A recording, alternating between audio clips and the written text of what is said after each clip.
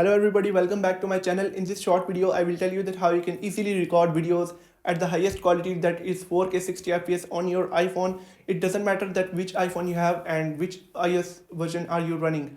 So that's quite simple and interesting. So let's get started without wasting a single second. So guys, if you want to record your videos at 4K 60 FPS on your iPhone, first of all you will have to head over to the settings, and then you will have to scroll down until you find camera.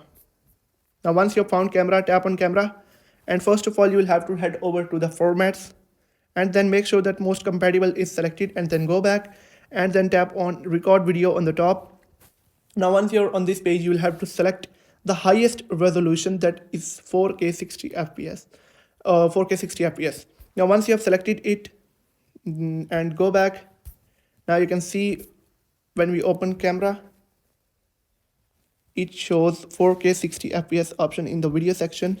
You can see on the top right corner.